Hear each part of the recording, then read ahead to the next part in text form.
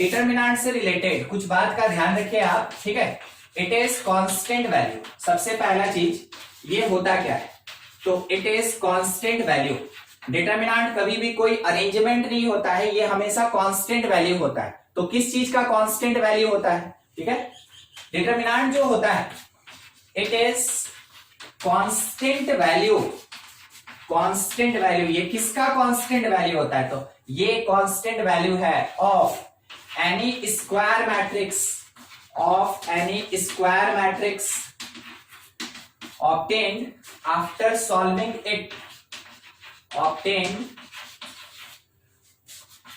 after solving it। जब कभी भी हम लोग किसी स्क्वायर मैट्रिक्स को सॉल्व करेंगे तो उसका जो कांस्टेंट वैल्यू आएगा उसी को एक्चुअल में डिटरमिनेंट कहा जाता है, ठीक है। मान लीजिए जैसे एग्जांपल के लिए कि अपने पास कोई एक मैट्रिक्स है और मैट्रिक्स का इसेंशियल कंडीशन क्या है कि वो स्क्वायर मैट्रिक्स होना चाहिए। जो स्क्वायर मैट्रिक्स नहीं होगा उसका डिटरमिनेंट नहीं निकलता है। डिटरमिनेंट हमेशा किसका निकलेगा, स्क्वायर मैट्रिक्स का। तो मान लीजिए कोई स्क्वायर मैट्रिक्स है 2x2 ऑर्डर का लेके चल रहे हैं 3 2 5 1 ऐसा, ठीक है। तो जब कभी भी हम एलिमेंट का अरेंजमेंट करेंगे तो ये कहलाया मैट्रिक्स, हम इसको सॉल्व नहीं कर सकते। ये मेरे पास एक अरेंजमेंट है और इसी अरेंजमेंट को मैट्रिक्स बोलते हैं, हम लोग पढ़ चुके हैं। जब इस अरेंजमेंट को सॉल्व किया जाएगा, जब इस अरेंजमेंट को सॉल्व किया जाएगा तो कैसे सॉल्व करेंगे।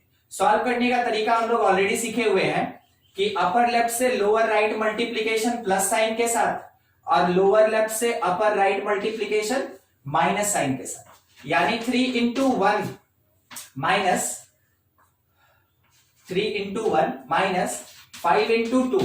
तो ये हमको वैल्यू प्रोवाइड किया 3 - 10, कहने का मतलब -7। तो देखिए कांस्टेंट वैल्यू आया, किस चीज का कांस्टेंट वैल्यू आया, एक स्क्वायर मैट्रिक्स का। कब आया, जब हम इसको सॉल्व किए, ठीक है। तो ये जो मेरे पास कांस्टेंट वैल्यूएशन मिला, इसी कांस्टेंट वैल्यू को कहा जाएगा it is the determinant of matrix A. It is the determinant of matrix A.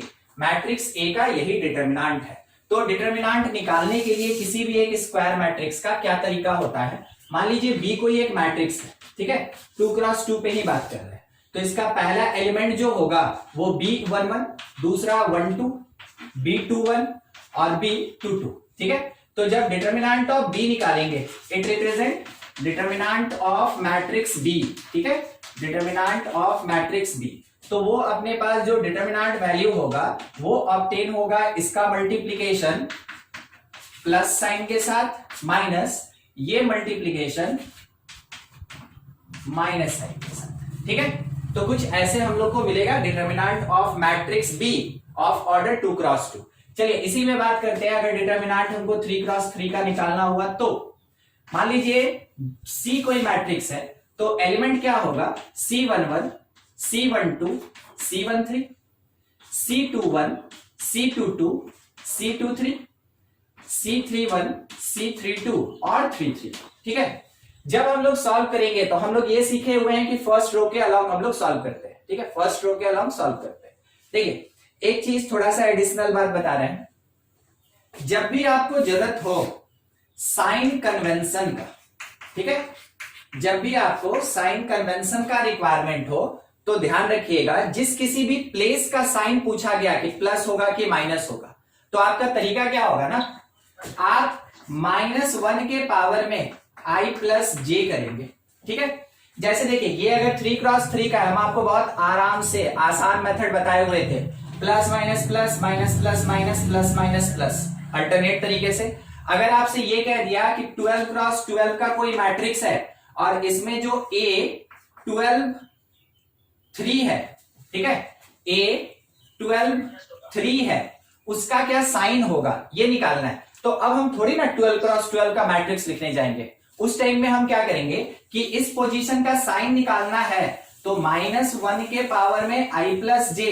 आई मेरे पास कितना स्टैंड किया 12, जे कितना स्टैंड किया 3। जैसे हम इसको ऐड करेंगे तो हम बोल सकते हैं कि -1 का पावर 15, कहने का मतलब इस प्लेस का साइन क्या हो जाएगा, नेगेटिव साइन हो जाएगा।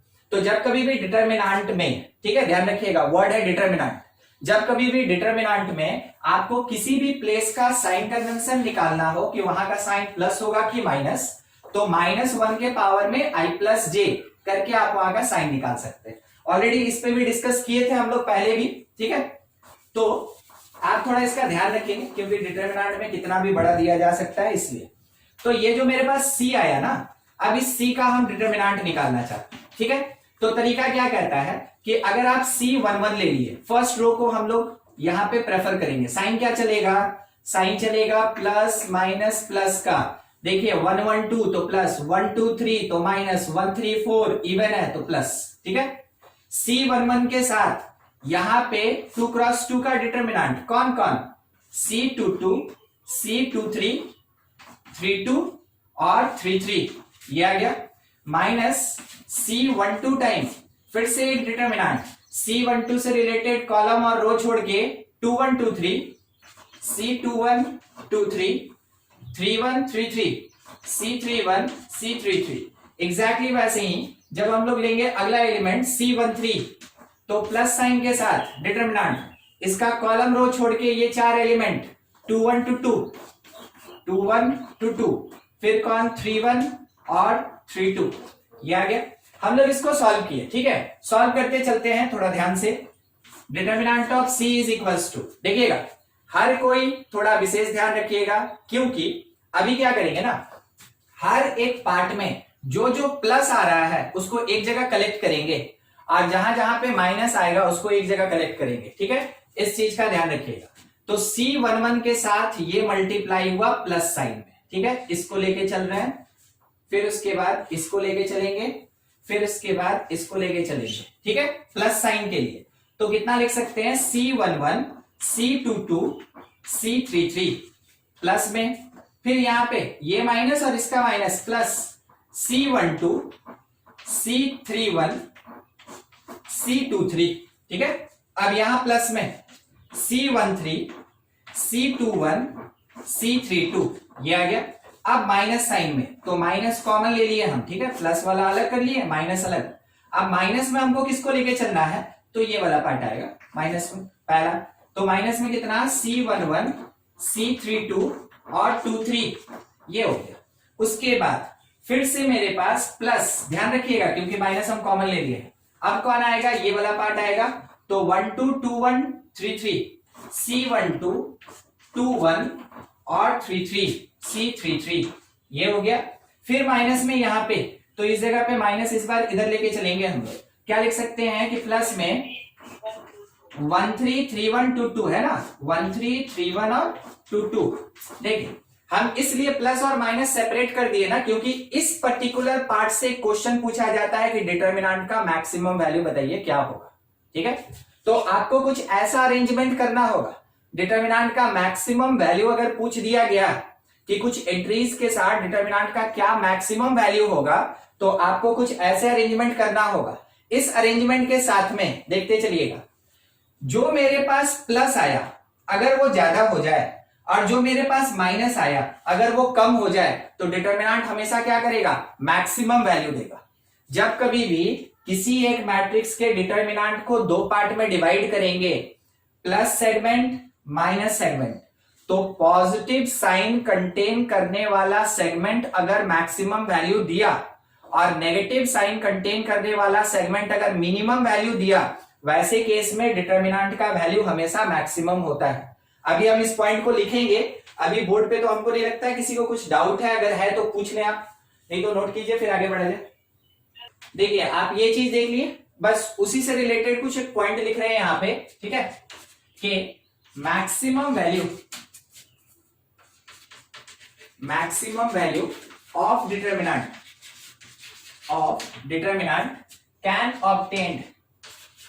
कैन obtained by maximizing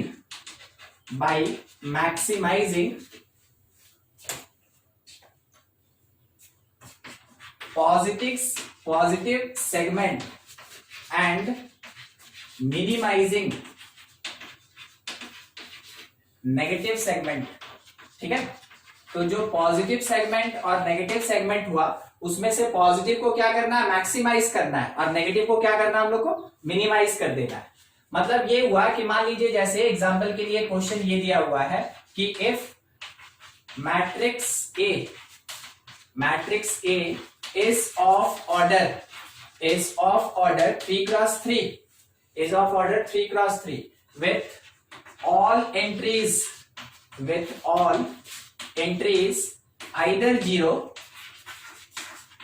0 और 1, ठीक है, 0 या 1 होना चाहिए। Find maximum value of determinant of A के डिटर्मिनेंट का मैक्सिमम वैल्यू हमको फाइंड करना है, ये चीज कहा गया। तो हम लोग क्या करेंगे कि मैट्रिक्स ए बनाने का एक कोशिश करेंगे, ठीक है। इस जगह मान लीजिए जैसे हम यहाँ लिख दिए 1 1 1 1 1 1, हम सोचिए कि जो मैक्सिमम वैल्यू 1 है उसको यूज करें तो हर जगह पे हमको 1 पुट करने पे मैक्सिमम वैल्यू मिलेगा। जानते हैं इसका क्या होगा, डिटर्मिनेंट 0 आएगा, ठीक है। ये हम लोग पिछले क्लास में भी यूज किए थे। क्या यूज किए थे कि अगर 2 या 3 रो या कॉलम आइडेंटिकल हो जाए तो डिटर्मिनेंट वैल्यू 0 होता है, पढ़े थे ना। तो उस हिसाब से हम अपना मैक्सिमम सोच के देना चाहें, मगर ये क्या प्रोवाइड कर दिया, हमको 0 प्रोवाइड कर दिया, 0 मैक्सिमम नहीं होगा। अब दूसरा तरीका क्या है कि मान लीजिए जैसे ए, ठीक है, जैसे वहां पे लिखे हैं उसी के अकॉर्डिंग जो डिटर्मिनेंट ऑफ ए होगा बस सी के जगह ए लगाएंगे और कुछ नहीं करेंगे, ठीक है। A11 A22 A33 plus A12 A31 A23 plus A13 A21, बस यहां चल रहा है A32, ये हो गया मेरा पॉजिटिव सेगमेंट। माइनस नेगेटिव में A11 A32 A23 plus A12 A21 A33 plus A13 A31 A22, ऐसा, ठीक है। सब चीज पुट कर दिए, बिल्कुल जैसा था वैसे ही लिख दिया हम। अब इसमें आपको पॉजिटिव और नेगेटिव दोनों सेगमेंट दिख रहा है। अगर हम ये सोचें, ठीक है, इसमें पूरा कॉन्सेप्चुअल है, समझते चलिएगा। अगर हम ये सोचें कि मेरा जो पॉजिटिव सेगमेंट है इसको हम मैक्सिमम करना चाहते हैं, तो हम इसको मैक्सिमम कब कर सकते हैं, जब ये मैक्सिमम वैल्यू कंटेन करेगा 1। तो हम क्या सोचें कि ये पहला पार्ट 1 हो जाए, दूसरा भी 1 हो जाए, तीसरा भी 1 हो जाए। हम अभी क्या सोचे, ठीक है, थ्योरेटिकल डिस्क्रिप्शन है, समझते चलिएगा। हम ये सोचें कि फॉर मैक्सिमम जो पहला पार्ट है यानी प्रोडक्ट A11 A22 A33 ये 1 हो जाए, इसी के बराबर A12 A31 और A23 ये भी 1 हो जाए, और A13 A21 A32 ये भी 1 हो जाए। तो इन तीनों का प्रोडक्ट 1 कब होगा, जब सारा एलिमेंट 1 होगा, तभी तो जाके तीनों का प्रोडक्ट 1 होगा। आप एक बार काउंट कीजिएगा, यहाँ पे 1 2 3 4 5 6 7 8 9, 9 का 9 एलिमेंट हम क्या बोल दिए, 1। क्या 9 एलिमेंट को 1 पुट करेंगे तो कभी भी ये मैक्सिमम देगा, नहीं देगा, ठीक है। मेरा मैक्सिमम कितना आना चाहिए था, 3। हम सोच के चले थे 3 कि हम इसको 1 1 1 कर देंगे तो ये मेरा 3 आएगा पॉजिटिव सेगमेंट, और नेगेटिव वाले को 0 0 0 कर देंगे तो मैक्सिमम 3 आना चाहिए। बाय द कॉन्सेप्ट मैक्सिमम 3 आना चाहिए, मगर क्या हम 3 रीच कर पाएंगे, देखिए नहीं रीच कर पाएंगे। इसका मतलब क्या हुआ कि ना तो हम डिटर्मिनेंट ऑफ ए 0 ले सकते हैं मैक्सिमम में, ना ही 3 ले सकते हैं, ठीक है। 0 और 3 नॉट मैक्सिमम, ये मैक्सिमम हो ही नहीं सकता है। तो अपने पास बचा क्या, या तो डिटर्मिनेंट ऑफ ए 1 या फिर 2, इसी में से कोई एक मैक्सिमम होगा, या तो 1 या फिर 2, इन्हीं दोनों में से कोई एक मैक्सिमम होगा। और आपको क्या लग रहा है कौन सा मैक्सिमम वैल्यू है, 2, ठीक है। तो maximum value, maximum of determinant of A that is equals to 2 with कौन सा एंट्री, विथ 0 एंड 1। 0 और 1 को यूज करके हम लोग मैक्सिमम कितना बता सकते हैं कि 2 होगा। चलिए चेक करते हैं कि वैसा मैट्रिक्स कौन बनेगा जिसका डिटर्मिनेंट वैल्यू 2 आ जाए, जबकि एलिमेंट क्या यूज करना है, 0 और 1। देखिए 011 101 110। एक बार डिटर्मिनेंट चेक करते हैं, ठीक है। Determinant of A that is equals to ये 0 टाइम्स, ठीक है, 0 माइनस 1 पूरा लिख रहे हैं, -1 टाइम 0 माइनस 1, फिर +1 टाइम ये 1 माइनस 0। चलिए सॉल्व करें। फर्स्ट वाला पार्ट तो पूरा कंप्लीटली 0, -1 1 हो गया, और 1 इंटू 1 हो गया, क्या आया 2। तो जब कभी भी आपके पास ऐसा क्वेश्चन हो ना, तो आपको देखना है कि आपके पास वैल्यू क्या क्या प्रोवाइड किया है, उसके अकॉर्डिंग आप हर जगह आइडेंटिकल पुट कर दें, तो चाहे कुछ भी वैल्यू हो, हमेशा डिटर्मिनेंट तो 0 ही आएगा। बाद में आप कोशिश क्या करेंगे कि पॉजिटिव सेगमेंट को मैक्सिमम कर दें, तो आप मैक्सिमम किए, और नेगेटिव सेगमेंट को मिनिमम कर दे, आप मिनिमम किए। उसके बाद भी अगर ये सब आइडेंटिकल आ जाता है, तो कभी भी जो मैक्सिमम आना चाहिए वो मैक्सिमम नहीं होता है, ठीक है। समझ रहे हैं मेरी बात को। आइडेंटिकल भी डालेंगे तो भी मैक्सिमम नहीं मिलेगा, अगर बाय द वे आप उसमें कुछ चेंज करके डालेंगे तब आपको मैक्सिमम मिल सकता है, और वो मैक्सिमम आपको थ्योरेटिकली ही कैलकुलेट करना होगा, आप उसके लिए कोई फॉर्मूला नहीं लगा सकते, ठीक है। देख लीजिए इस क्वेश्चन में किसी को कुछ डाउट है या पॉइंट से रिलेटेड तो पूछ लीजिए एक बार, ठीक है। पूरे जेई सिलेबस तक में केवल 0-1 तक का ही क्वेश्चन रहता है, उसके आगे कोई क्वेश्चन नहीं रहता है। अब देखिए क्वेश्चन ऐसा है कि एक डिटर्मिनेंट सॉल्व करना है, ठीक है, एक डिटर्मिनेंट सॉल्व करना है कुछ इस तरीके का। देखिए क्या दिया क्वेश्चन, ये दिया हुआ है evaluate determinant log with 3 base 512, log with 4 base 3, log with 3 base 8, log with 4 base 9 into log 2 base 3, log 8 base के साथ 3, log 3 base के साथ 4, और log 3 base के साथ फिर से 4, ठीक है, 3 base के साथ फिर से 4, यही दिया हुआ है। और इसको हम लोग को सॉल्व करना है कि क्या होगा, ठीक है। देखिए सबसे पहला चीज ये लिखा है ना, बेस में 2 और वैल्यू यहाँ पे 3 है, ठीक है।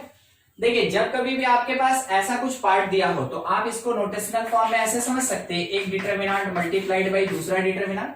तो आपको क्या करना है ना, कि डिटर्मिनेंट ए सॉल्व करके यहाँ पे एक कांस्टेंट वैल्यू लेके आना है, और फिर उसका मल्टीप्लिकेशन करना है बी को सॉल्व करके एक अनदर कांस्टेंट वैल्यू के साथ, ठीक है, अनदर कांस्टेंट वैल्यू के साथ। जब ये दोनों कांस्टेंट आपस में मल्टीप्लाई होगा, तब कहीं जाके आपको इसका वैल्यूएशन मिलेगा, ठीक है। तो डिटर्मिनेंट में आपके पास किसी भी टाइप का नंबर दिया रह सकता है, आपको बिल्कुल इस तरीके से सॉल्व करना है। अब देखिए जब इसको सॉल्व करना है, तो सबसे पहला चीज, या तो आप यहीं पे इसका जो भी लॉग है सॉल्व कर ले, या आप एक्सपेंड करने के बाद लॉग सॉल्व करें। तो आप देखते चलिएगा, लॉग 3 बेस के साथ 512 मतलब हम लिख सकते हैं 2 टू दी पावर कितना 9, 2 टू दी पावर 9। दूसरा log 4 बेस के साथ यहाँ पे 3 है, तो इसको हम लिख सकते हैं log बेस में 4 है ना, तो ये बेस में ही 2 का पावर 2 3, ठीक है। इस जगह पे log बेस 3 के साथ 8 मतलब 2 का पावर 3, और log, हाँ बिल्कुल, log ये 4 मतलब 2 का पावर 2, और 9 मतलब 3 का पावर 3, सॉरी 3 का पावर 2। दूसरा डिटर्मिनेंट जैसा है वैसे ही, क्योंकि ये प्राइम नंबर बेस में भी और वैल्यू में भी कंटेन किया, और ये दूसरा log 8 दिया है बेस में, तो 2 का पावर 3 और यहाँ पे 3। इस जगह पे log बेस में 3 है, और यहाँ 4 मतलब 2 का पावर 2, और log फिर से 3 बेस और 4 मतलब 2 का पावर 2, ठीक है। log का जो प्रॉपर्टी था ऑलरेडी आप पढ़े हुए हैं, क्लास 11 में पढ़े हुए हैं, ठीक है। log का एक प्रॉपर्टी है कि अगर log a का पावर b है, तो ये b आगे आता है, इसको हम लोग क्या लिखते हैं, b log a। दूसरा क्या होता है कि अगर log बेस में a का पावर b है, और यहाँ पे सी लिखा है वैल्यू, तो आप इसको लिखते हैं 1/b log बेस a के साथ c, ऐसे लिखा जाता है। ये दो प्रॉपर्टी यहाँ काम करेगा, ये दो प्रॉपर्टी यहाँ पे काम करेगा। अगर हम लोग इसको पुट करते चले तो देखिएगा क्या क्या आएगा। सबसे पहला ये 9 आगे चला गया, log 3 बेस के साथ 2 है, ठीक है। तो हम लोग ये लिख सकते हैं कि जो डिटरमिनेंट आएगा वो 9 log 3 बेस के साथ 2।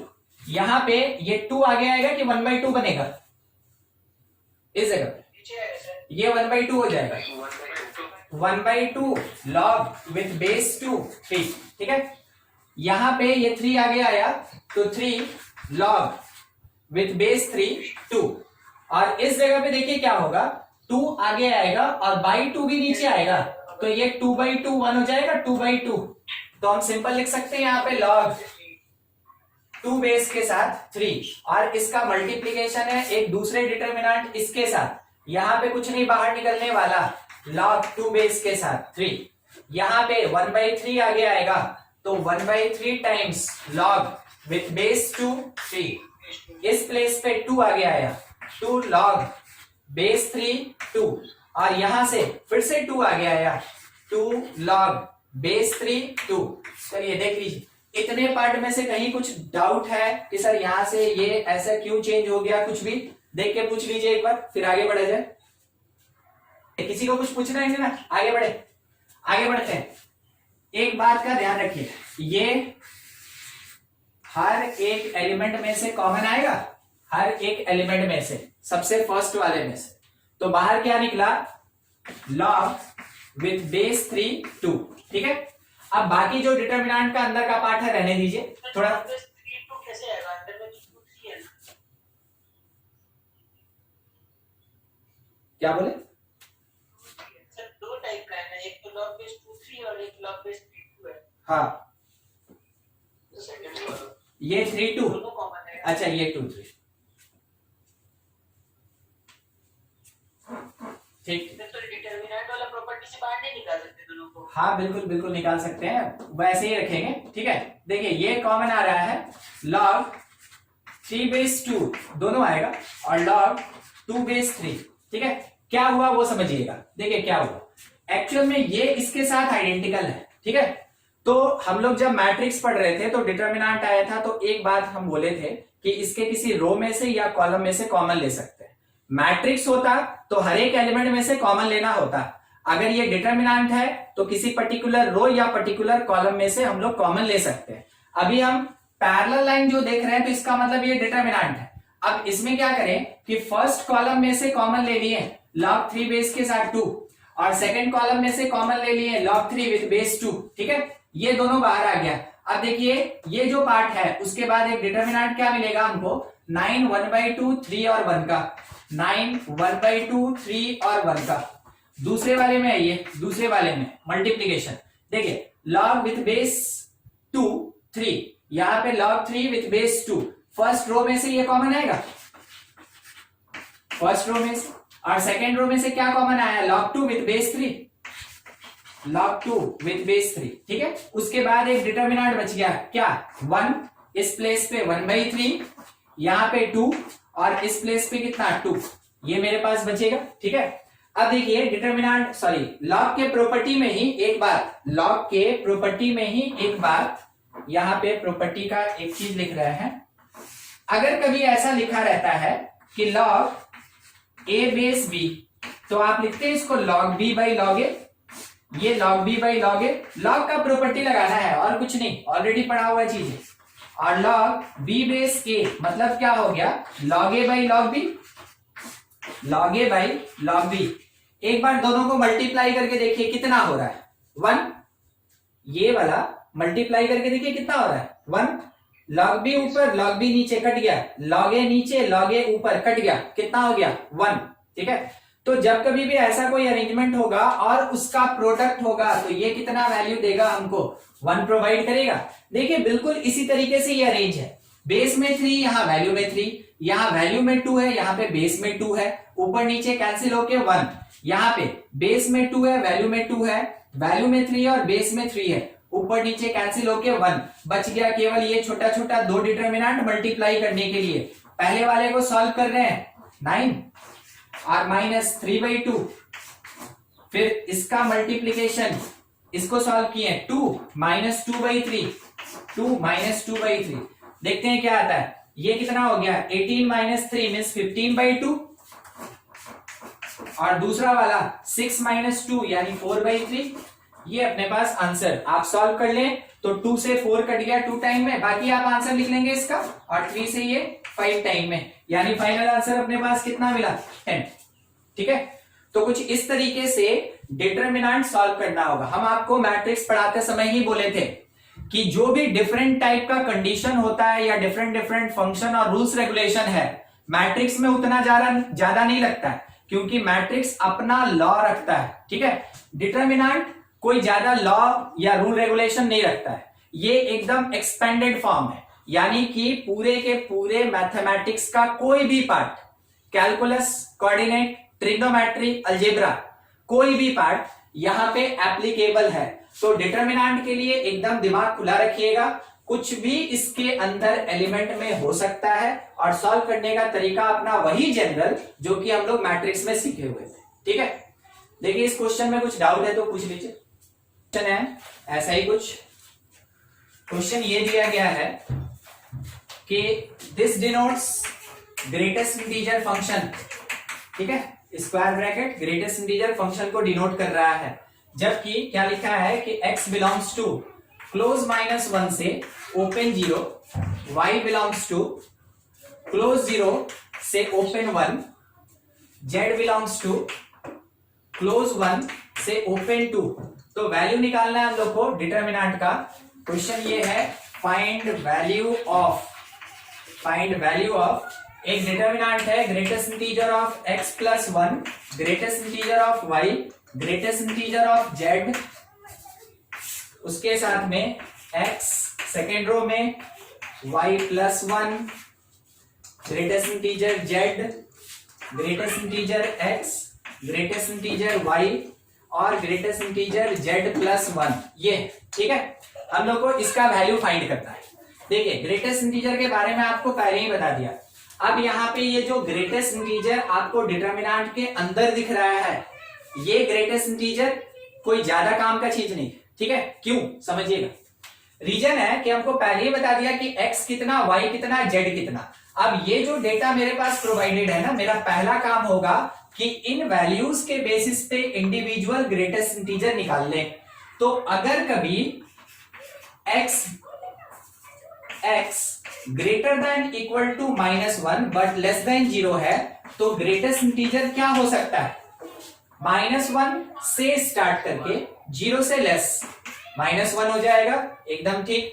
अगर भाई में y का वैल्यू दिया ना, y is greater than equals to 0 but less than 1, तो ऐसे केस में ग्रेटेस्ट इंटीजर ऑफ y कितना होगा, ग्रेटेस्ट इंटीजर ऑफ y कोई बोलेगा आंसर 0 आएगा।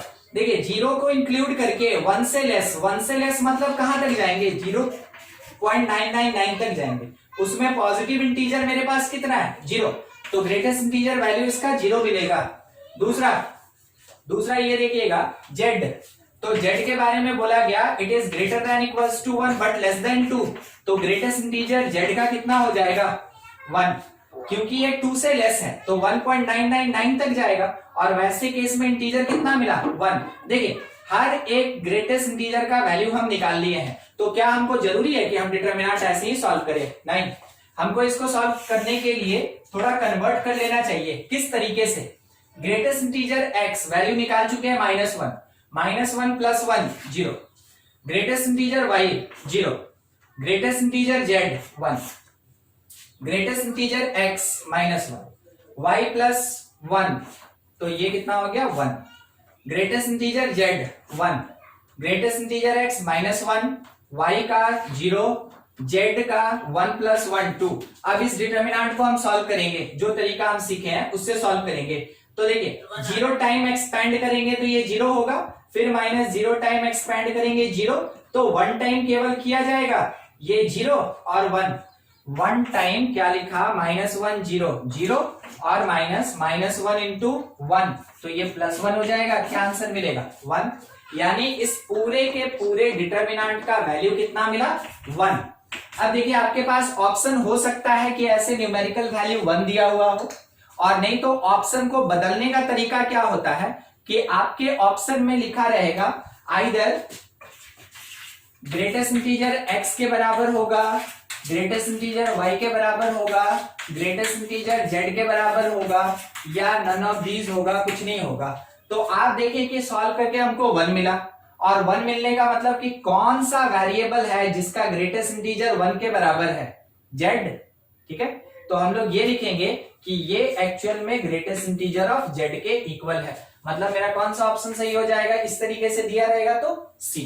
ठीक है, तो आपको इस चीज का ध्यान रखना है कि आप आंसर तो लेके आए, मगर हो सकता है आपके ऑप्शन में जो आपका आंसर आया है उसी का कन्वर्टेड फॉर्म प्रेजेंट हो।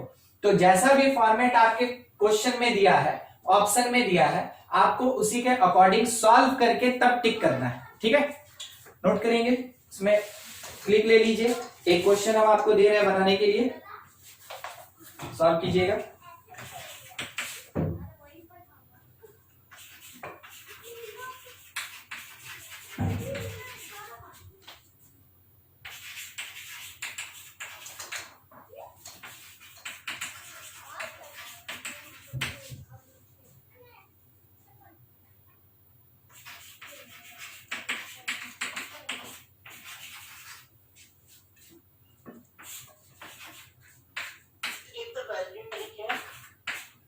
If the value of determinant is positive, then A11, 1B1, 11C, C।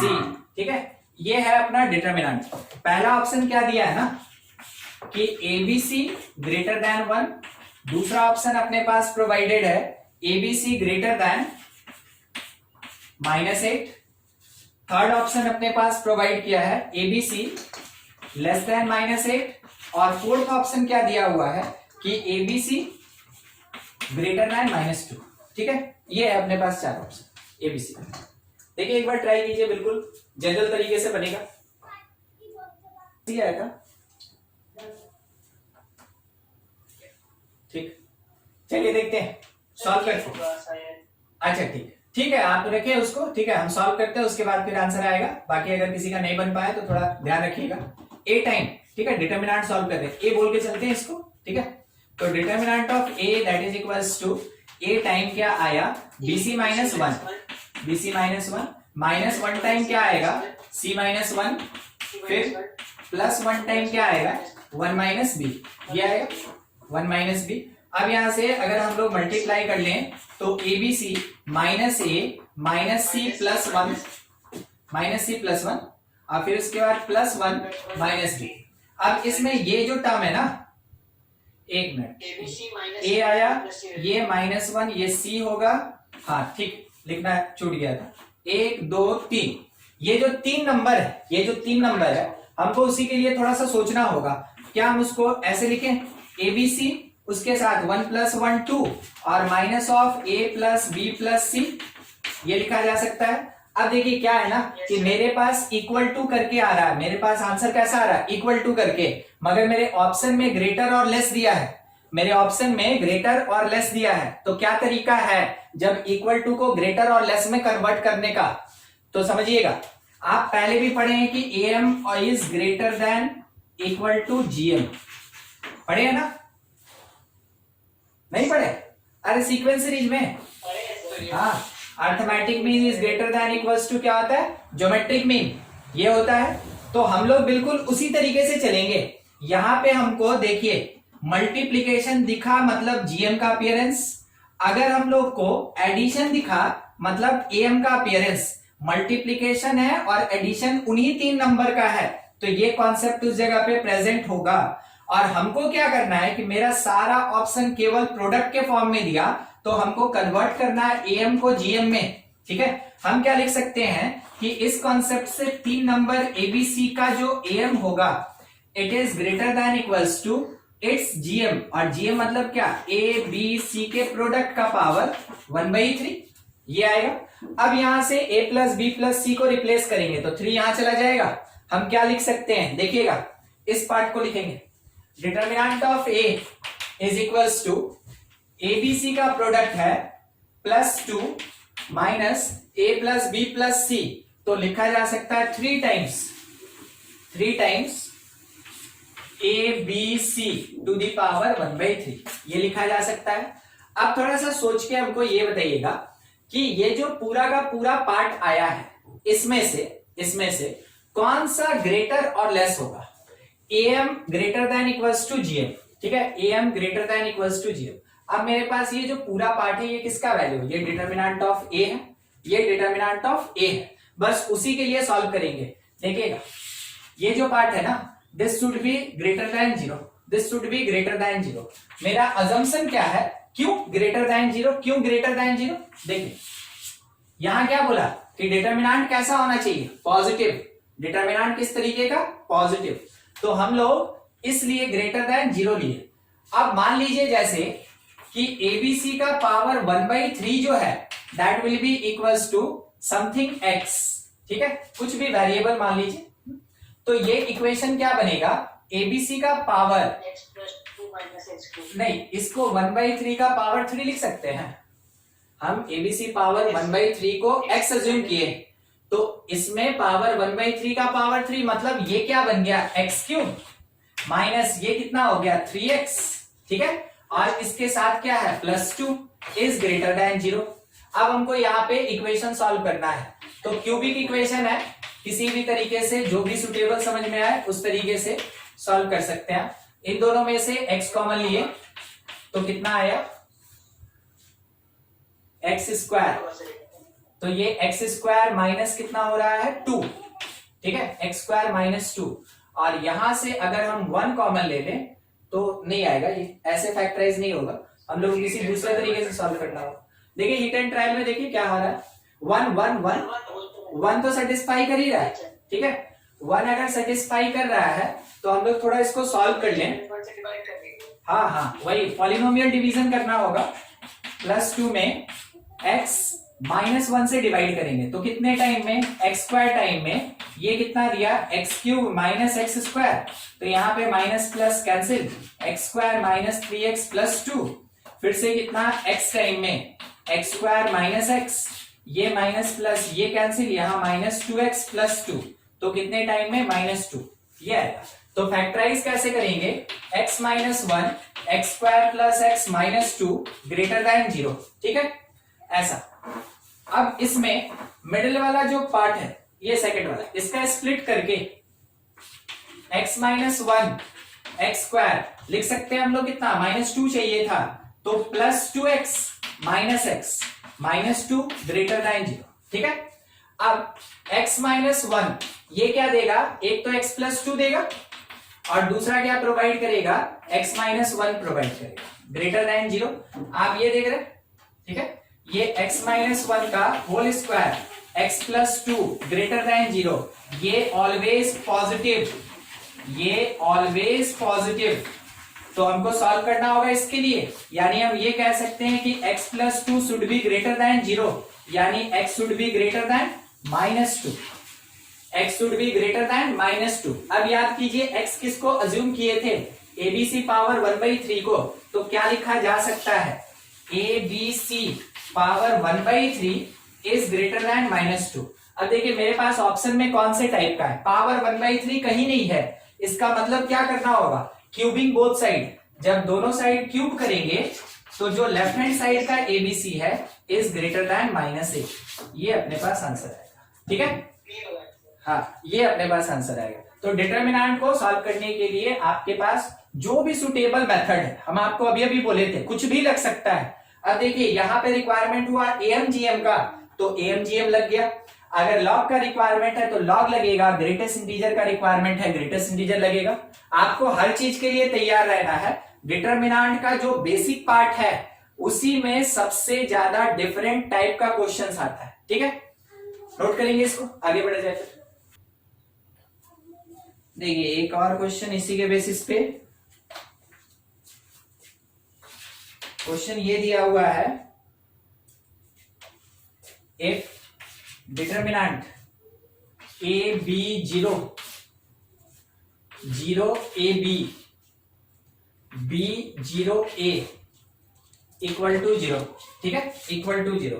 Then first option अपने पास ये दिया हुआ है, A/B is one of cube root of unity, cube root of unity. दूसरा क्या दिया है, A is one of cube roots of unity, one of cube roots of unity, ये लिखा।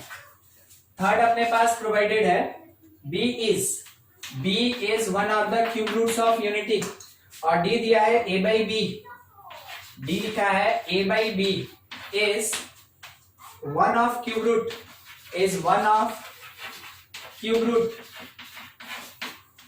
ऑफ -1, ठीक है। यूनिटी ने किसका लिखा है, -1, यूनिटी मतलब 1 हो जाएगा, और यहां पे क्या बोला, -1 का एक क्यूब रूट होगा। ये चीज, 4 ऑप्शन है। अब इसमें हम लोग को इस डिटर्मिनेंट से कुछ वैल्यू निकालना होगा। तो सबसे पहले तो डिटर्मिनेंट सॉल्व किए बिना कुछ निकलना नहीं है। तो मान लीजिए ये पूरा का पूरा डिटर्मिनेंट A है, तो अगर हम यहाँ पे डिटर्मिनेंट ऑफ A कैलकुलेट कर रहे हैं तो लिखा जा सकता है A टाइम्स क्या मिला, A² - 0, फिर plus B time -B times, एकदम बेसिक पार्ट लेके चलना है, 0 - B², 0 - B², और ये 0 तो खत्म ही हो गया। या जब हम इसको सॉल्व किए तो हमको क्या मिला, A³ और यहां से plus B³ is equals to 0, छोटा सा पार्ट। अब देखिए A³ plus B³ is equals to 0, यानी इंडिविजुअली ना तो A यूनिटी हो सकता है, ना A यूनिटी हो सकता है, ना B यूनिटी हो सकता है, B और C तो खत्म। अब हमको प्रोसीड करना है या तो A/B पे, बस एक ही तो चीज है A/B, तो हम क्या किए, B³ से डिवाइड कर दिए, तो A³/B³ plus 1 is equals to 0। इसका मतलब ये हुआ कि A/B का whole cube that is equals to -1, यानी आप ये कह सकते हैं कि A/B that is equals to -1 to the power 1/3। A/B -1 का पावर कितना हो जाएगा, 1/3। तो ये जो आपके सामने एक एक्सप्रेशन दिया है, ये क्या रिप्रेजेंट कर रहा है, ये रिप्रेजेंट कर रहा है कि cube root of -1, cube root of -1, कौन क्यूब रूट ऑफ -1 है, A/B is one of cube root of -1। यानी आप क्या कह सकते हैं इसके बेसिस पे, कौन सा ऑप्शन सही हो गया अपना, डी ऑप्शन सही, ठीक है, डी ऑप्शन अपना सही। देख लीजिए, इसमें कुछ डाउट है तो पूछ लीजिए, नहीं तो आगे बढ़ेंगे। Properties, cofactor, minor respect. चलिए, इतना पार्ट था। तो अभी आप ये देखिए कि डिटर्मिनेंट में हम लोग हमेशा कैलकुलेशन किसका करते हैं, जो स्क्वायर मैट्रिक्स होता है उसका डिटर्मिनेंट निकलता है, ठीक है।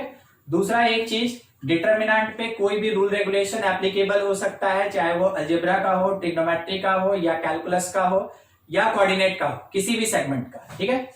आगे का बात है ये। नेक्स्ट, अब हम लोग डील कर रहे हैं प्रॉपर्टीज पे, ठीक है, प्रॉपर्टीज। तो प्रॉपर्टीज ऑफ डिटर्मिनेंट में सबसे पहला, ठीक है, इफ टू रोज, सबसे पहला चीज, इफ टू रोज और कॉलम्स, टू रोज और कॉलम्स आर आइडेंटिकल और इन सेम प्रोपोर्शन,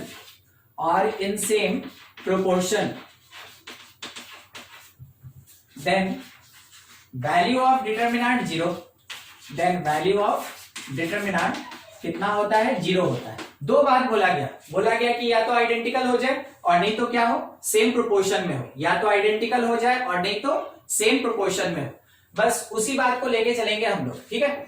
मान लीजिए जैसे कोई एक डिटर्मिनेंट A है, तो डिटर्मिनेंट में क्या लिखा, 1 2 5 3 2 1, फिर लिखा 1 2 5। तो आप यहां पे डिक्लेयर कर सकते हैं कि सिंस क्या हुआ, फर्स्ट रो और थर्ड रो आइडेंटिकल है, since R1 exactly equals to R3, R1 exactly equals to R3, तो बिना एक्सपैंड किए यूजिंग प्रॉपर्टी ऑफ डिटर्मिनेंट आप ये कह सकते हैं कि डिटर्मिनेंट ऑफ A का वैल्यू कितना होगा, 0। हम लोग पढ़े भी हैं एक बार, 2-3 बार यूज भी किए, ठीक है, कि A का डिटर्मिनेंट वैल्यू कितना होगा, 0। दूसरा B मान लीजिए ऐसा दिया, 2 5 1 3 0 2 और उसके बाद लिखा है 6 0 4, ठीक है 604।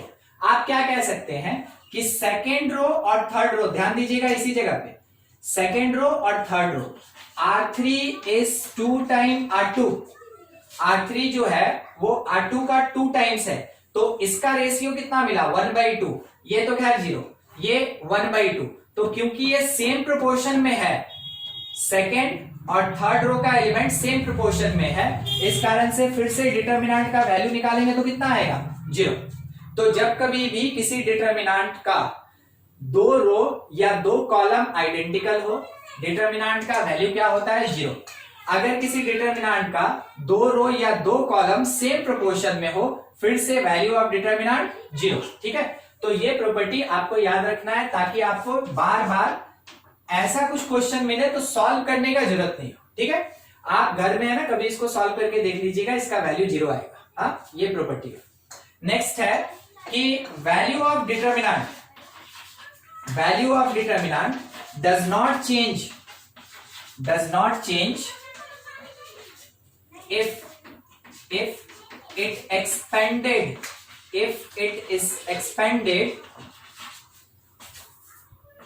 with any row or column। ठीक है, अगर आप किसी एक रो या कॉलम के अकॉर्डिंग उसको एक्सपेंड करते हैं तो उसका वैल्यू कभी चेंज नहीं होता है, क्योंकि डिटर्मिनेंट क्या होता है कांस्टेंट होता है और कांस्टेंट का वैल्यू हमेशा फिक्स रहेगा। तो आप अगर फर्स्ट रो के अलोंग एक्सपेंड किए, दूसरी बार में सेकेंड रो के अलोंग एक्सपेंड किए, दोनों बार डिटर्मिनेंट का वैल्यू आपको सेम मिलेगा। देखिएगा क्या कहना चाहता है ये स्टेटमेंट, उसको समझिएगा। मान लीजिए कोई एक डिटर्मिनेंट है, ठीक है 1 0 1 2 1 3 1 1 -1 ऐसे। ठीक है, हम क्या कर रहे हैं, इसको एक्सपेंड कर रहे हैं। एक्सपेंडिंग मतलब वैल्यूएशन निकालना, एक्सपेंडिंग अलोंग फर्स्ट रो, जैसा हम लोग सीखे हैं उसके अकॉर्डिंग हम इसको एक्सपेंड कर रहे हैं। तो डिटर्मिनेंट ऑफ ए क्या लिख सकते हैं कि ये 1 टाइम -1 -3 -1 -3, फिर 0 टाइम 0 हो जाएगा, वैसे लिख लिया जाए, कितना आ रहा है -2 -3, फिर +1 टाइम ये क्या प्रोवाइड करेगा 2 -1 ये मिल गया। अब हम जब इसको सॉल्व करेंगे तो ये देगा -4, यहां से तो 0 और ये कितना दे रहा है 1, दैट इज इक्वल्स टू -3। ये meरे पास वैल्यू आया किसके अलोंग, R1 के अलोंग। अगली बार हम एक्सपेंड कर रहे हैं, एक्सपेंडिंग अलोंग R2 के अलोंग एक्सपेंड कर रहे हैं। तो R2 का साइन आपको याद है माइनस प्लस माइनस, R2 का साइन करने से माइनस। तो हम लेके चलेंगे कि डिटर्मिनेंट ऑफ ए जो होगा वो -2 टाइम क्या मिलेगा हमको 0 -1 0 -1। ठीक है, फिर +1 टाइम्स -1 और फिर -3 टाइम्स। ठीक है, सेकेंड रो का थर्ड एलिमेंट ये होगा 1 -0, सॉल्व किया जाए। ठीक है, तो ये दिया 2, इस जगह से मिला -2 और ये क्या प्रोवाइड किया -3। देखिए ये और ये कट गया और आंसर कितना आया -3। तो जो मेरे पास R1 के अलोंग एक्सपेंड करके आया वही हमको R2 के अलोंग मिला। अब देखिए एक्सपेंड कर रहे हैं किसी कॉलम के according, expanding along C3, third column के अलोंग एक्सपेंड करेंगे तो थर्ड कॉलम का साइन क्या होता है +-+। ठीक है, थर्ड कॉलम का साइन क्या आएगा +-+। देखिए साइन को तो आपको थोड़ा याद रखना पड़ेगा। ठीक है, क्या होता है +-+, देखिए हम अभी बात किए थे थर्ड कॉलम का, तो क्या साइन आएगा +-+, उसके अकॉर्डिंग उसको एक्सपेंड करेंगे। ठीक है, तो डिटर्मिनेंट ऑफ ए ही बोल रहे हैं, थर्ड कॉलम का पहला एलिमेंट 1, उसके साथ कौन मल्टीप्लाई हुआ 2 -4। सीखे ना हम लोग कि जिस एलिमेंट को लेंगे उससे रिलेटेड रो और कॉलम को हम लोग को छोड़ देना है और उसके बाद रो और कॉलम को छोड़ देना है, उसके बाद जो 4 वैल्यू आएगा उसको क्रॉस मल्टीप्लाई करना है माइनस से सेपरेट करके। बिल्कुल वही वाला तरीका चल रहा है। ये 1 लिए तो इससे रिलेटेड रो कॉलम छोड़ के 2 1 1 1 बचा तो 2 -1, उसके बाद -3 टाइम्स 1 -0। चलिए ठीक है, अगला -1 टाइम क्या आएगा 1 माइनस 0, 1 माइनस 0। सॉल्व करें तो ये वैल्यू हमको मिला 1, यहां से मिला -3, इस जगह से -1, तो -1 प्लस 1 कैंसिल, ये भी डिटर्मिनेंट कितना दिया -3। तो आप देख सकते हैं कि आप चाहे किसी भी रो के अलोंग एक्सपेंड करें या किसी भी कॉलम के अलोंग एक्सपेंड करें, एक डिटर्मिनेंट का वैल्यू कभी चेंज नहीं करता है। और क्यों नहीं चेंज करता है? क्योंकि डिटर्मिनेंट जो होता है वो एक कांस्टेंट वैल्यूएशन होता है। ये मैट्रिक्स नहीं है, ये अरेंजमेंट नहीं है, ये एक कांस्टेंट वैल्यूएशन होता है। इस कारण से एक्सपेंशन करने पे इसका वैल्यू चेंज नहीं करता है। ठीक है, नोट करेंगे इसको, आगे बढ़ा जाए। फिर कुछ डाउट है किसी का तो पूछ लीजिए।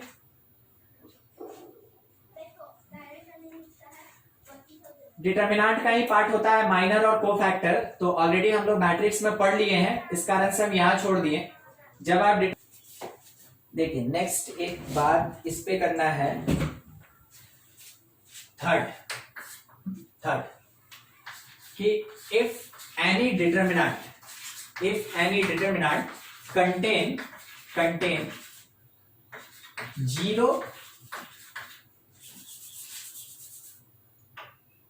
कंटेन एनी रो, ठीक है, स्टेटमेंट बस थोड़ा बदल रहे हैं, कंटेन एनी रो और column as each element zero,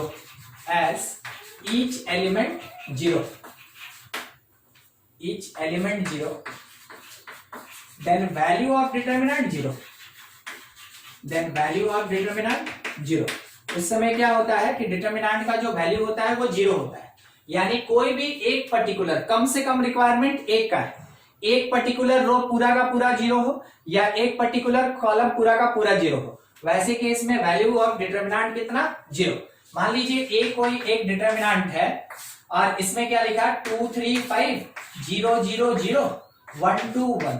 आपको इसको सॉल्व करने का जरूरत ही नहीं है, आप सीधा आंसर दे सकते हैं कि जो डिटर्मिनेंट ऑफ ए होगा वो कितना होगा? Zero.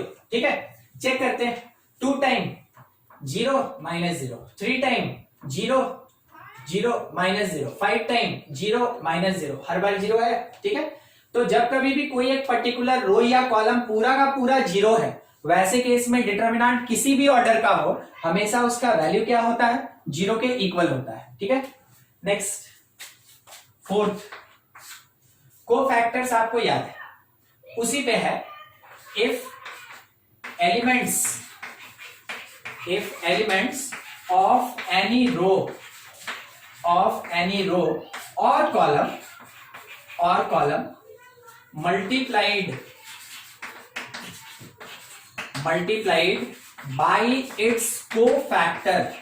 by its cofactor, then sum of these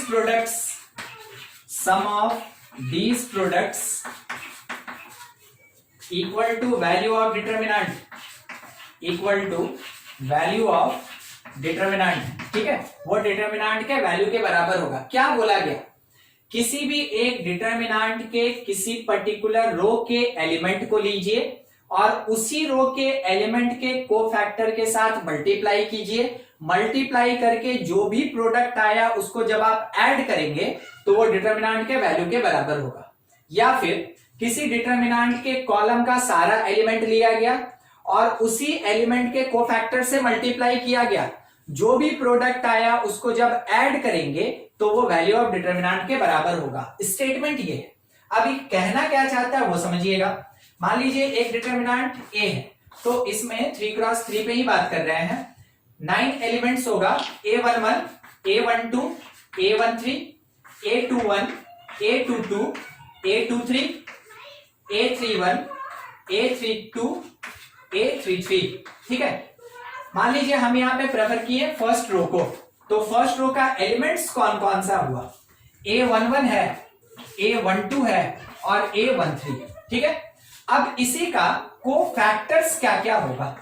cofactors, तो A11 के कोफैक्टर को C11 से रिप्रेजेंट करते हैं, A12 के कोफैक्टर को C12 से रिप्रेजेंट करते हैं और A13 के कोफैक्टर को C13 से रिप्रेजेंट करेंगे। ठीक है, तो किसी रो का जो एलिमेंट है अगर वो अपने कोफैक्टर के साथ मल्टीप्लाई हो, मतलब इसको आप मल्टीप्लाई करते चलिए, तो A11 मल्टीप्लाइड बाई C11, फिर A12 मल्टीप्लाइड बाई C12,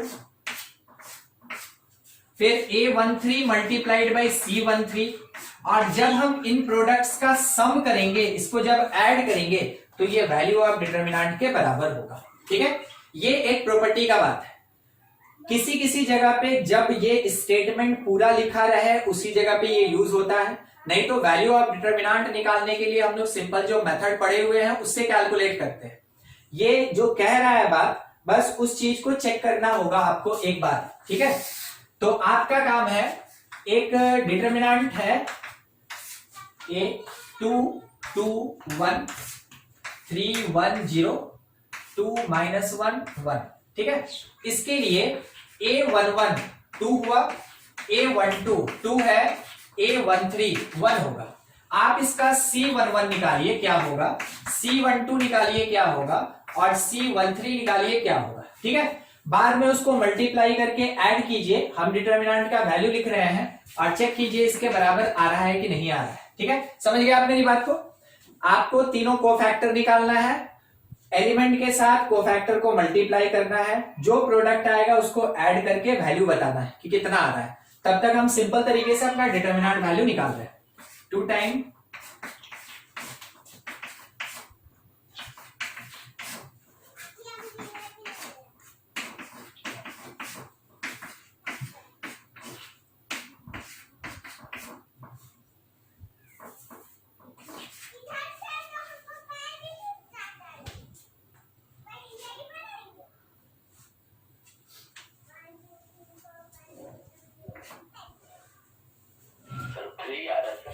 कितना आ रहा है 3।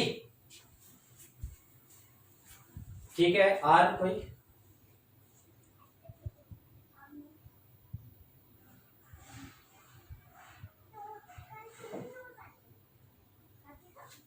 चलिए, एक आंसर आया 3, और कोई C11 निकाल रहे हैं। ठीक है, हम भी कैलकुलेट कर रहे हैं। चलिए आप इसके लिए कितना आएगा 1, सिंपल। C12 निकालेंगे तो आपको पता है ना इस प्लेस के लिए नेगेटिव लगेगा, तो ये 3 -0 तो -3। C13 कैलकुलेट करेंगे हम लोग, C13 कैलकुलेट करेंगे, 13 मीन्स इसके लिए। ठीक है, तो -3 और -2, -3 और -2, -5 ना, कौन बता रहा है? अच्छा ठीक है, चलिए ठीक है ना, कोई बात नहीं, हम यहाँ पे निकाले। आप एक बार चेक कर लें, किसी का कोफैक्टर अगर अलग आया है तो हमसे बताइए। ठीक है, देखते हैं। तो साइन माइनस प्लस माइनस होगा ना, ये फर्स्ट रो है ना, तो फर्स्ट रो का साइन क्या होगा, प्लस माइनस प्लस ना होगा। हाँ ठीक है, चलिए ठीक है। यहाँ पे प्रोडक्ट हम कैलकुलेट कर रहे हैं, product of cofactors, product of element to cofactors, element to cofactors. ठीक है, ये वाला चीज हम ये कैलकुलेट कर रहे हैं। तो मेरे पास आया क्या, ये सिंपल सिंपल जैसे यहाँ मल्टीप्लाई किए थे वैसे ही मल्टीप्लाई करेंगे और ऐड करते चलेंगे। ठीक है, तो ये कितना आ गया 2, यहाँ पे -6 और ये मल्टीप्लीकेशन -5, सॉल्व करके कितना दिया -9। देखिए क्या ये वैल्यू ऑफ डिटरमिनेंट के इक्वल है। आप कोफैक्टर भूले नहीं ना, कोफैक्टर तो एक मैट्रिक्स का पार्ट है, और हम आपको बताएं कि अगर कोफैक्टर भूल जाइएगा तो समझ जाइए लगभग 6 नंबर का क्वेश्चन आपका ऐसे ही चला गया। तो आप कोफैक्टर, माइनर, एडजॉइंट ये सब कभी नहीं भूलेंगे, क्योंकि उससे रिलेटेड आपका क्वेश्चन जो है मैट्रिक्स में 6 मार्क्स का रहता है। तो आपको उसको तो भूलना ही नहीं, उसको पूरा याद रखना है। अब कोफैक्टर कहीं पे भी कोफैक्टर आएगा तो रहेगा वही, तो जो रूल रेगुलेशन मैट्रिक्स में पढ़े हैं वही रूल रेगुलेशन आपका डिटरमिनेंट में भी लगेगा, तो आपको उसी का अकॉर्डिंग सॉल्व करना चाहिए। ठीक है, देख लीजिए, किसी को कुछ डाउट है उसमें पूछिए। एक और क्वेश्चन दे रहे हैं, आप इसी को चेक करेंगे। रुकिए ना, क्वेश्चन क्या, हम यहीं पे एक बात लिख रहे हैं। ठीक है, एलिमेंट्स लेना है आपको, ध्यान रखिएगा, एलिमेंट्स लेना है आपको सेकंड कॉलम का। ठीक है, सेकंड कॉलम का, और तब कोफैक्टर भी आप किसका लेके चलेंगे, सेकंड कॉलम का। ठीक है, कोफैक्टर्स सेकंड कॉलम का, और दोनों को मल्टीप्लाई करके और ऐड करके बताइए कितना आ रहा है। सेम डिटरमिनेंट, इसी डिटरमिनेंट के लिए सॉल्व करना है। इसी डिटरमिनेंट के सेकंड कॉलम के एलिमेंट को उसके कोफैक्टर से मल्टीप्लाई करके ऐड करके बताना है कितना आ रहा है। चेक कीजिए कितना आ रहा है, सॉल्व कीजिए।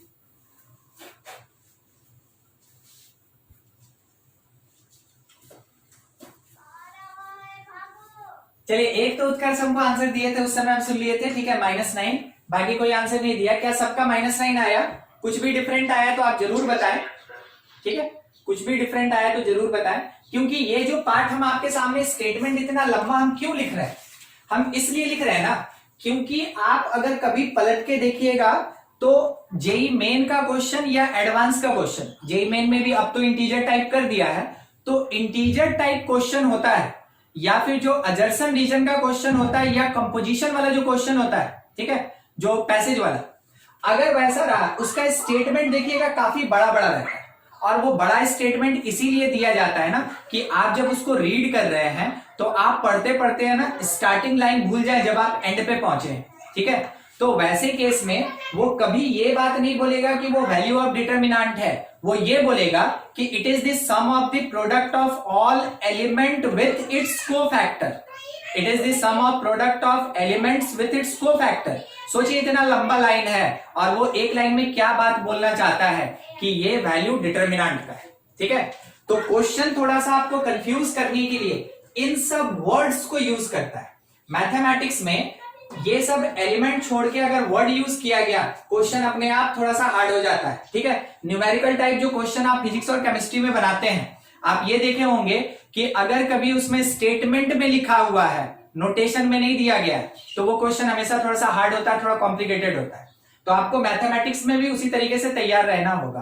तो यहाँ पे वर्ड्स में, स्टेटमेंट में जो भी बात लिखा है वो समझ में आना चाहिए कि क्या है, और आपको खुद से उसको चेक करना चाहिए। हो गया है ये? देखिए अब अगला इसी चीज पे, ठीक है, ऐसा ही कोई पॉइंट है मिलता जुलता, मगर देखिए उसका आंसर क्या आएगा, उसका आंसर 0 आएगा, ठीक है। समझिएगा क्या करने जा रहे हैं, अभी क्या किए और अब क्या करने जा रहे हैं। जो भी नंबर है थोड़ा उसको आप मेंटेन कर लेंगे, ठीक है। देखिए सम ऑफ प्रोडक्ट, ठीक है, sum of product of elements of any row और कॉलम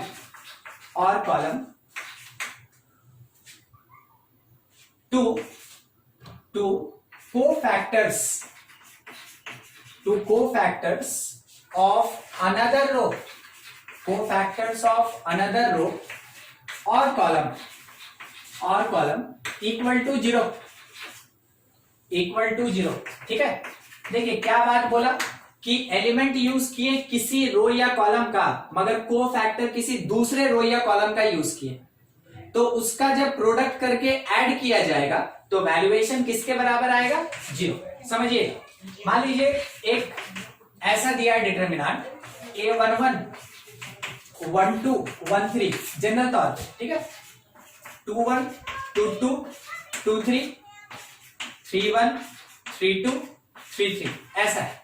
तो हम क्या किए ना, सबसे पहला काम मेरा जो हुआ, हम क्या किए कि A11 को C11 से मल्टीप्लाई किए, A12 को C12 से मल्टीप्लाई किए, A13 को C13 से मल्टीप्लाई किए, ठीक है। थोड़ी देर में आपको आंसर बताना होगा क्या आएगा। दूसरी बार हम क्या किए कि A11 को C31 से मल्टीप्लाई किए, प्लस A12 को C32 से मल्टीप्लाई किए, A13 को C33 से मल्टीप्लाई किए।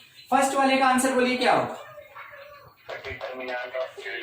फर्स्ट वाला जो है ये डिटर्मिनेंट ऑफ ए के बराबर आएगा, क्योंकि जिस रो का एलिमेंट लिया गया उसी रो के कोफैक्टर से मल्टीप्लाई करके ऐड किया गया, इससे पहले का प्रॉपर्टी। अब क्या किया, ये क्या देगा, ये क्या देगा बोलिए? सेकंड वाला देखिए, एलिमेंट हम लिए हैं फर्स्ट रो का, मगर कोफैक्टर हम लिए थर्ड रो का। ये जो स्टेटमेंट आपके सामने लिखा है इसमें क्या है, इसमें है एलिमेंट्स ऑफ फर्स्ट रो का एलिमेंट है, मगर जो कोफैक्टर्स है वो किसका है?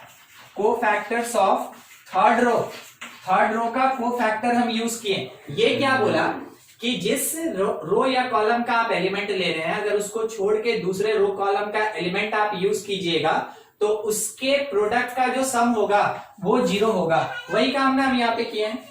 कि फर्स्ट रो का हम एलिमेंट लिए और थर्ड रो का हम को फैक्टर लिए, अगर उसके प्रोडक्ट का एडिशन किया जाएगा वो किसके बराबर होगा, 0 के बराबर होगा। ठीक है, मान लीजिए अगर हम एलिमेंट्स लेके चले R3 का और को फैक्टर भी लेके चले R3 का, डिटरमिनेंट ऑफ ए सही की गलत, सही सर। ठीक है। अगर हम एलिमेंट लेके चले फर्स्ट कॉलम का और हम को फैक्टर लेके चले सेकंड कॉलम का, प्रोडक्ट 0 सही की गलत, 0। ठीक है, समझ में आ गया आपको ये कहना क्या चाहता है प्रॉपर्टी, यहां तक में कोई डाउट किसी को?